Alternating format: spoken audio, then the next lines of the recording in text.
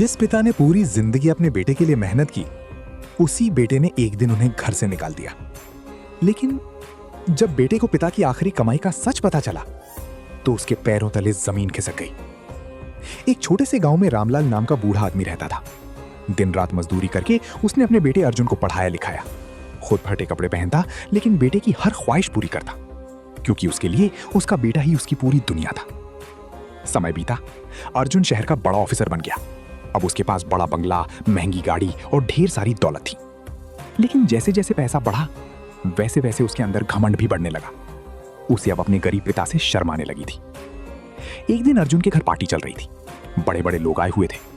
तभी रामलाल पुराने कपड़ों में वहां पहुंच गए। अर्जुन उन्हें देखकर गुस्से से भर गया और सबके सामने चिल्लाया, आप यहां क्यों आए हैं? मेरी इज्जत मिट्टी में मिलानी है क्या? पूरा हॉल खामोश हो गया। रामलाल की आंखों में आंसू आ गए और वो बिना कुछ बोले वहां से चले गए। अगली सुबह अर्जुन को खबर मिली कि उसके पिता अब इस दुनिया में नहीं रहे। उसके पैरों तले जमीन खिसक गई। वो भागता हुआ गांव पहुंचा, जहां उसे पिता के कमरे में एक पुरानी चिट्ठी मिली, जिस पर लिखा था, मेरे बेटे अर्जुन के लिए। कांपते हाथों से अर्जुन ने चिट्ठी खोली। उसमें लिखा था, बेटा, मुझे तुम पर हमेशा गर्व था।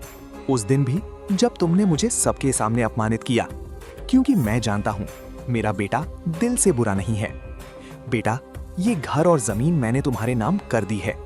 और हाँ, मेरी आखिरी कमाई से गांव के गरीब बच्चों को पढ़ा देना, ताकि किसी और बाप को मजदूरी ना करनी पड़े।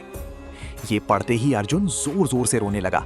आज पहली बार उसे समझ आया कि पिता की दौलत पैसा नहीं, उनका प्यार होता है। लेकिन अब बहुत देर हो चुकी थी। कुछ महीनों बाद अर्जुन ने गांव में एक बड़ा स्कूल बनवाया, जिसके बाहर लिखा था, रामलाल शिक्षा केंद्र। और हर सुबह वो स्कूल के बाहर खड़े होकर अपने पिता की तस्वीर को देखकर रोता था। दोस्तों, अगर इस कहानी ने आपको कुछ सिखाया हो, तो कहानी विद गौरव को सब्सक्राइब करें और बेल आइकन जरूर दबाएं, जिससे हमारे आने वाली हर नई वीडियो की नोटिफिकेशन आप तक पहले पहुंचे।